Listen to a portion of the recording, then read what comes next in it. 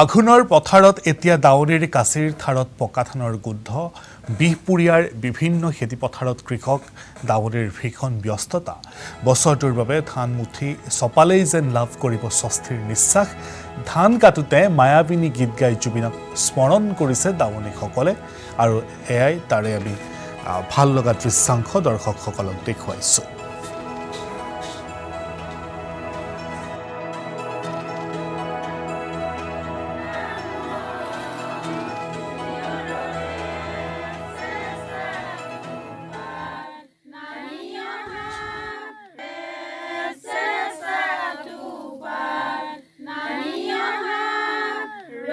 আজি প্ৰথম শুভাৰম্ভণি কৰিছোঁ। আজি এই মহালক্ষ্মী মুঠি ঘৰলৈ নিবৰ বাবে আজি আমি ইয়াত দাৱনী সহে এই পথাৰৰ পৰা আজি আগ বুলি আমি আগ লৈ যাম আৰু আমি এইবাৰ খেতি কৰি বৰ দুখ পালোঁ।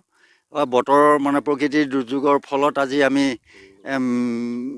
মেচিন লগাই পানী ছটিয়াই যি কষ্টৰ মাধ্যম ৰাখি খেতি কৰিছোঁ জীৱন ৰক্ষাৰ হন্তে আজি অকণমান হ'লেও অকণমান মনত আজি ভাল লাগিছে, উপকৃত হৈছোঁ। দুই এটা সোণগুটি আমি আজি হাতেৰে চুবলৈ পাইছোঁ।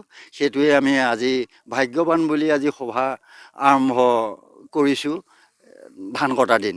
আৰু দুখীয়া মানুহ কি ক'ম আৰু এতিয়া হাজিৰা মাজিৰা কৰি এনেকৈ চলিছোঁ আৰু চৰকাৰে যি দিছে তাকে আমি আনিবলগীয়া হৈছে, আনি মেলি নোযোৱেও সেইকেইটাই আমি এতিয়া হাজিৰা কৰিয়ে খাবলগীয়া হৈছে।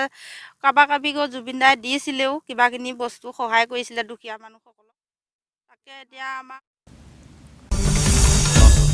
আসাম টক্স আপোচবিহীন অসম কণ্ঠ।